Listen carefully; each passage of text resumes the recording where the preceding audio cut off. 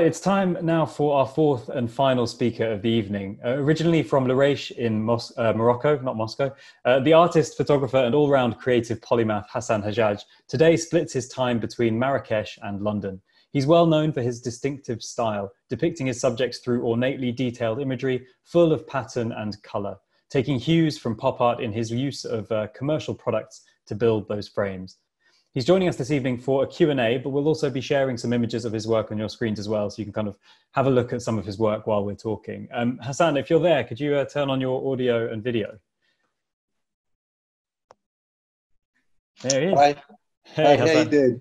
I'm all right, thanks. How are you? Good. Nice to hear everybody talking. Yeah, it's nice, isn't it? Yeah. You're calling from East London, is that right?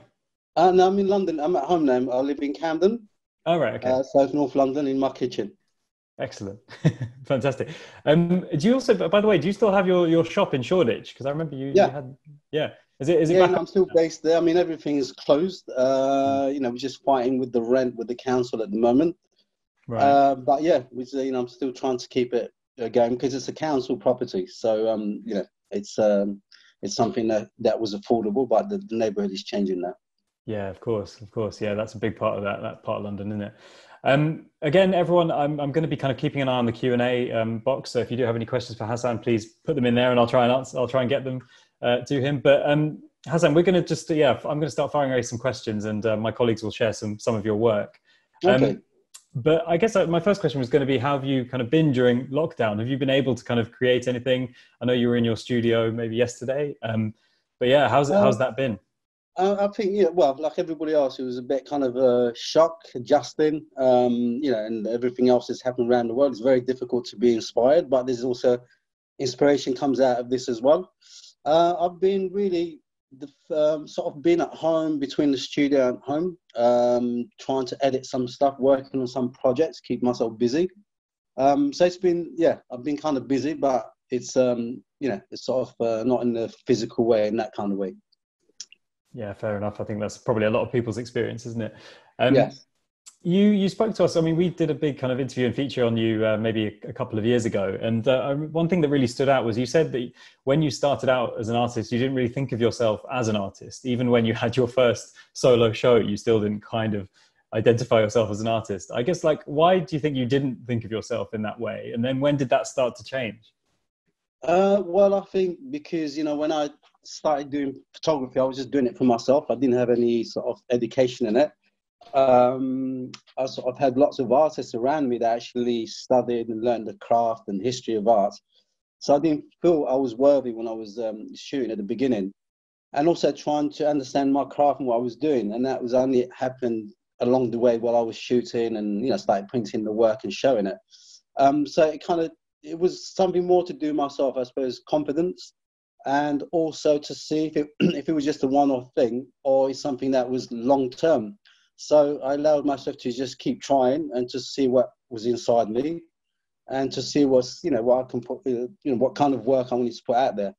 So it took me a couple of years, I think it was about a year and a half. It was a bit of an uncomfortable wording at the beginning. Do you remember, was there like one specific time that you really thought, okay, yeah, now I've kind of made it, I'm allowed to use that word about myself? Yes, I think, when I've done my first show, I think it was in the 90s, one of my first shows in Marrakesh. And I remember after the opening, we had like a dinner around, with the gallery people. And she was introducing me as her artist. And every now and then I'd go to her and whisper in her ear, I'm saying, I'm not an artist. And then I keep saying this, but she's kept saying, this is my artist. I thought, well, if you want me to be your artist, that's fine. But I think my first time that I enjoyed, I suppose, saying or being an artist, when I had to fill my form for my passport, because occupation, I never had an occupation prior to that. So I didn't know what I would put as occupation. So writing an artist was a great moment for me. That was the moment I remember. Yeah, it must be a great feeling that first time you put that in a box.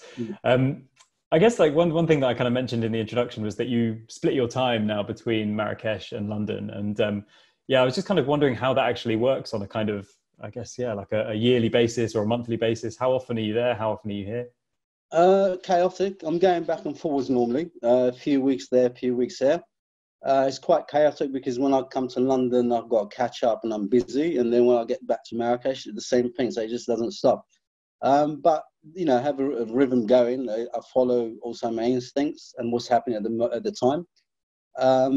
But yeah, I mean, it sort of always seems it works itself out. It just, as I say, it's just kind of, you're always busy. That's the problem. You know, you arrive there and it's like, you know, you have to catch up and slip straight back into it. I always say when I go on the plane going to Marrakesh, I take off my London hat on and put my Moroccan hat on. When I come back, I have to do the same. Yeah, I can imagine you get different things from each city, right? Like different inspirations from being in London, but then like I'm sure going to Morocco, yeah, you get different things I from that mean, city. yeah, I mean, all my work is probably from between the two places. You know, without one, I don't think I'd be doing what I'm doing. So it's definitely all my influences coming from growing up in London. You know, born in Morocco, growing up in Morocco. You know, two different cultures, languages, and stuff like that. So that had really big part in my work. You know, that's for me. When I see my work, I see a journey. You know, like so, you know, because I'm working with artisans. Like for example, this picture here, I bought the fabric, I think in London because I wanted to look like sort of like football material. Then I had it made in Marrakesh by a tailor, and then set up the shoes the same. So it has a journey of myself and the images. I mean, one thing that you kind of touched on there is like, I guess just how amazingly multimedia your work is. And you kind of don't just do photography or just do art, you kind of genuinely do, I called you a polyglot, but you know, you do garments and furniture as well. I mean, how do you decide what medium you're going to work in, I guess, on any given day? Are you kind of waking up in the morning and saying it's going to be fashion today, or how does that work? Well, you know, it took a while. I mean, you know, you're looking at these pictures, like this picture's from late 90s, for example. This picture, the fabric I bought in Brick Lane, had it made in Marrakesh, taken the picture in Marrakesh. I mean, sometimes it could be a textile, it could be, you know, the person. It really depends. And it's sort of, I suppose, coming from a background not having studied art, I suppose I had no barriers. You know, I think sometimes with some artists, you know, because they go and train at a specific craft, in the sense that you're a painter or a photographer, and they end up sticking to this. I came from, I suppose, from a different route, and I took the risks. And I've really, sometimes I feel I'm quite sort of, you know, I'm getting away with so much where I can put furniture into the art world or a clothing item, stuff like that. So I've been really getting away with a lot to add my work into the arts, in the art world. But it really doesn't, as I say, it really depends on everything. It could be a backdrop, it could be the person, but, you know, at the end of the day, it's the person that's important to me and the image. Interesting. We're kind of obviously looking at a lot of your work on screen right now, and it is just absolutely amazing. I guess someone put a question in the Q&A. It's since disappeared, but I think it's worth asking, is about the custom frames. I mean, you've become known for them. They're such an iconic part of your work. When did you start playing around with frames and putting products in frames like that? Well, you know, my early work in the early 90s, it was a body of work I called Graphics from the Souk. And basically I shot pictures of all Arabic products, like very local and very known products. And I printed them up. Then Photoshop was new, had everything photoshopped, and printed them on canvas. So it looks a bit like a painting. And that was an installation with the salon, you know, using all the street objects. And really, I didn't see it as art at that point. It was more like just to show to my friends growing up in London. You know, Morocco wasn't so cool in the 70s and 80s. So I wanted to share some of my stuff to my friends who are into graphic designs or graffiti artists or designers and on and on. So that was in the 90s. So when I decided to show my photographs, instead of having the picture of the product in the picture, I wanted to actually use the product. And in the 90s, it was very difficult for photography to be in the fine art world because it was still new, it was still misunderstood, there's a bit snobbish to it. And I thought this would be great to start with this. I found, you know, sad enough, the products communicate to people sometimes more than my photography. They see something familiar, and also they see different layers. They find something new, and also I'm using this kind of repeated, you know, mosaic things that we have in North Africa. So it's playing around with this as well. And also sometimes I play with the pictures. So, you know, like for example, growing up in England, they say, look at that chick, or he's looking beefy. So sometimes I would use the beef spam around the guy's pictures, or, you know, the chicken spam around the girl's pictures because of that sexism words. So yes, and really that's how it kind of grown. And as you said, people sort of known about that. And sadly enough, as you say, sometimes people come and mention the can before the picture. That must be slightly annoying, I guess. Yeah. No, not at all. No, because it means you've got their attention. You know, I mean, you're not going to please everybody. So wherever they see it, it's and it's been good because even kids, you know, it's familiar to most people and stuff like that. So it's kind of worked for me in that kind of way. Yeah, it makes sense. And when you, I guess, are looking for these objects, I mean, are you thinking, is there a kind of, you said there's a bit, sometimes a link with, you know, the kind of the person, the subject matter of the photo. Sometimes there's a link in terms of the product there. There's obviously a clear link between the colors that you're using around in the frame as well. How are you picking these things and putting them together with the images? You know, it's like that word, you know, there's the egg comes first or the chicken. I mean, be honest with you, you know, when I came living in England, I always remember wearing this very bright green jumper that friends made fun of me being in London because it almost felt like I came from a Technicolor country to a film noir country. I mean, the colours when I was doing the early work, I had a moment in Morocco. I was shooting, and then I realised I said to myself, I was putting something together, and I said, "Oh yeah, I remember reading like the blue doesn't go with brown," you know. But in my heart, it felt right. And then I thought, hold on, forget that. Just go with the feeling of, you know, clashing things. So it really could start with the backdrop and then, or the outfit, and then I can work it back to front from there. So sometimes, you know, African boy, the outfit he had is all African flags that I bought made into a suit. And because I knew the color palette there, so I chose something to highlight him so it doesn't get eaten up in the colors. And then the frame to highlight still the person. As I say, I'm always trying to highlight the person and then kind of work it from there, what kind of product's going to go around the frame. Amazing. I can imagine some of the graphic designers in the chat getting annoyed about the blue versus brown thing. I think we'll have to leave them to the chat for that discussion. Well, you know, I don't know if people been to Morocco. Yeah, I'm from Morocco, and it's you know, we're definitely not scared from color. So it's definitely coming from that, and also probably you know, escapism for me. You know, when I'm shooting, you know, it's that moment I'm shooting, I'm in that world as well. You know, so though I'm not in the picture, I'm sort of creating that, and I'm sort of really sort of in that kind of you know, sort of a Technicolor world, escaping. Makes sense. I'm going to jump around a bit with the questions because so many good ones are kind of coming in on the Q&A as well. But one thing I really wanted to ask you about is you've been called quite a few times the Andy Warhol of Marrakesh, and I know that, you know, sometimes these names get foisted upon artists from the art press and people in the art world, and I kind of wanted to get your thoughts on it, whether you don't mind it or if you find it annoying having that nickname. You know what? I don't really mind it. It's a journalist that said it in the 80s, especially when I was doing my early work with the Arabic products. Totally understand, you know, I'm using the same palettes, the same objects in some ways. But then, you know, you can look at it another way, you know, because it's coming from the West, you know, is a journalist from the West. Is it something that somebody who, you know, from what's so-called a third world country or another space trying to, I suppose, make their mark in the West has to be always, you know, sort of mentioned against somebody else. So you could look at it that way. But the most beautiful thing that happened from that, I had a friend of mine, God bless him, Rashid Sahar, who's an incredible Algerian singer, passed away 2 years ago.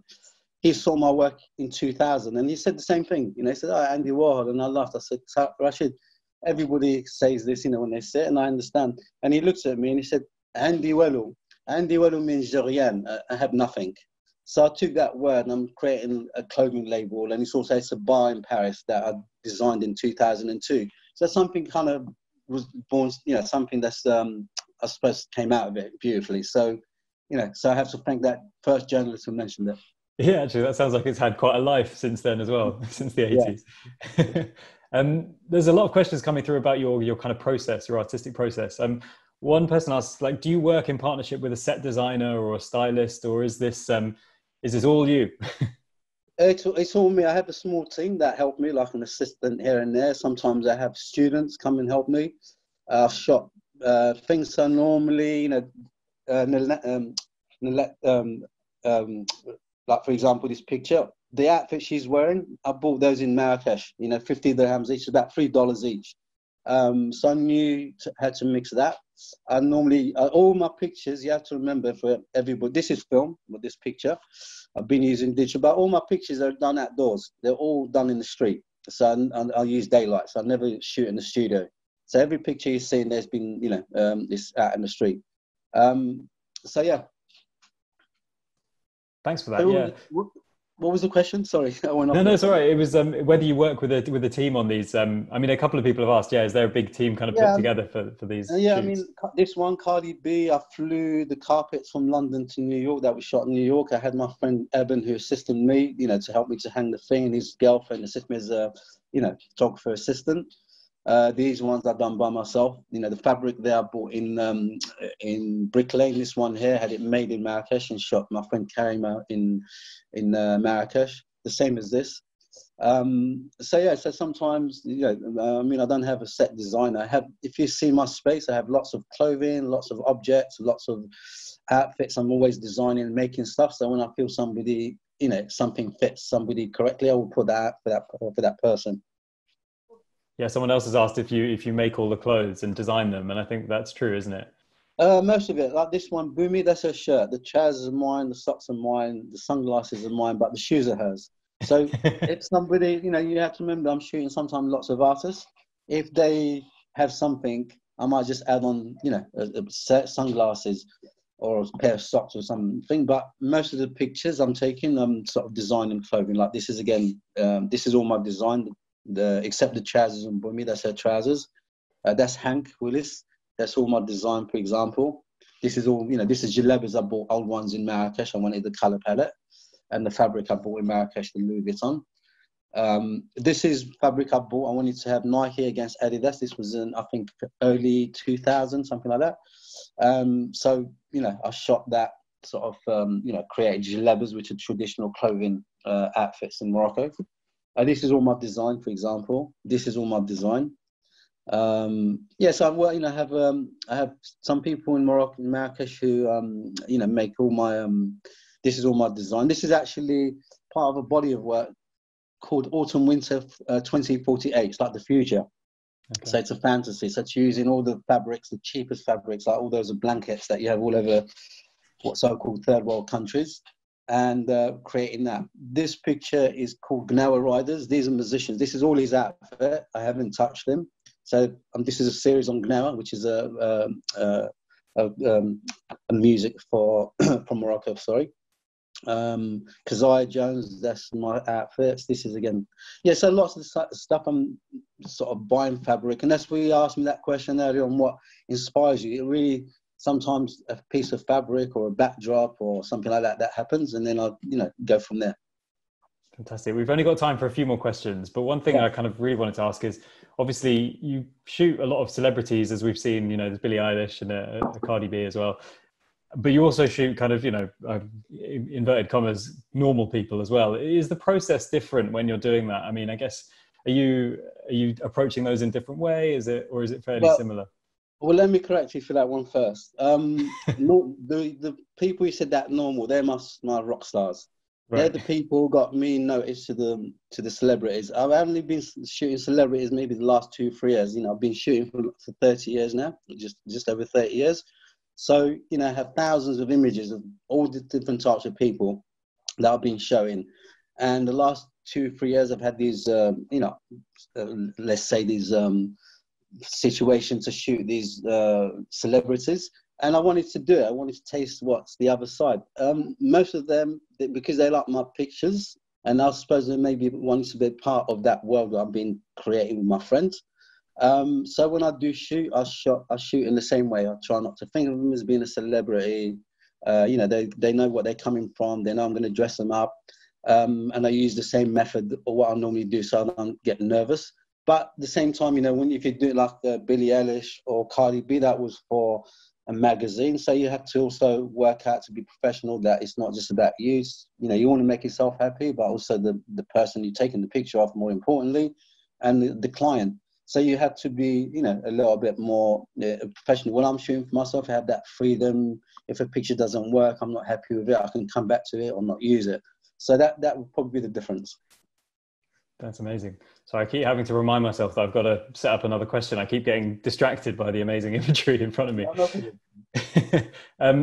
I guess one question I wanted to ask is like how music has affected your work, because it's been a massive part of your life. You've talked in the past about how even before you moved to London when you were living in Larache, how, yeah, music was a huge part of your life growing up, but then in London as well as a teenager and beyond into adulthood as well. I guess, yeah, what role does music play in your life now, and how does it affect your work?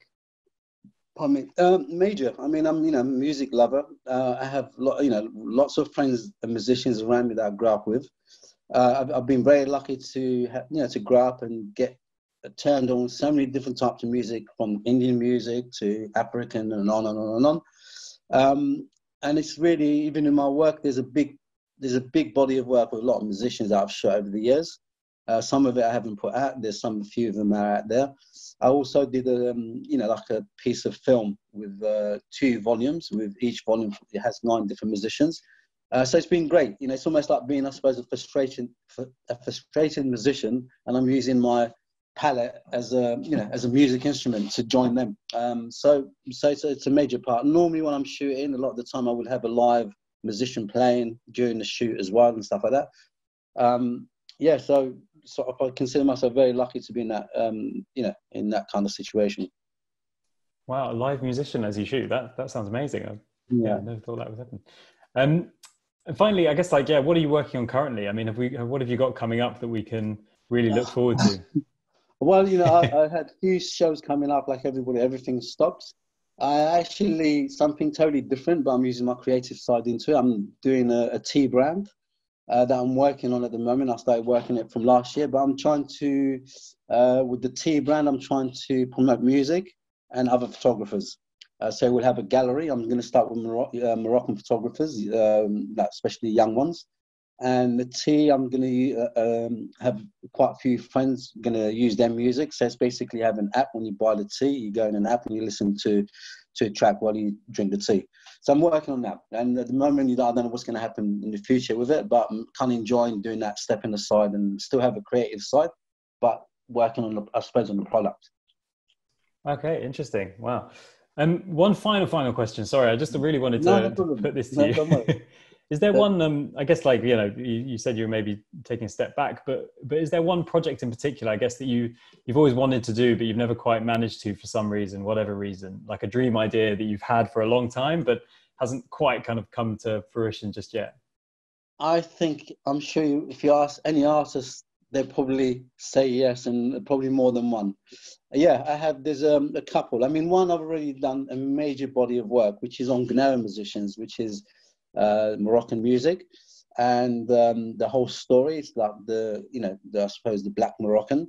So I want to try and tell the story of that. I've been shooting that since the 90s, all the masters. And for me, it's also more than shooting, it's documenting, because prior to that, they weren't getting pictures taken of them. And also, I also wanted to fuse it with capoeira masters, which is something I used to practice in the past, and to show a journey of these 2 brotherhoods, that one's under Islam, Sufism, and one under Catholic, and to show these 2 beautiful things that are born like this, gems that are born one in Brazil, one in Morocco, because I already did a show with them in 2001, like a live show.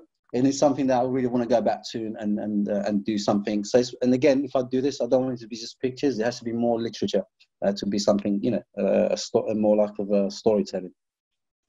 Amazing. I really hope that happens. That would be so great. Thank you. Thank you. Hassan, listen, it's been an absolute pleasure and a treat talking to you. Thank you so much for everything. And there's a lot of questions that I've had to leave in the Q&A. Unfortunately, we haven't had time to get around to them, but I'm sorry about that. But thank you so much for joining us. Thank you. Thank you for inviting me as well.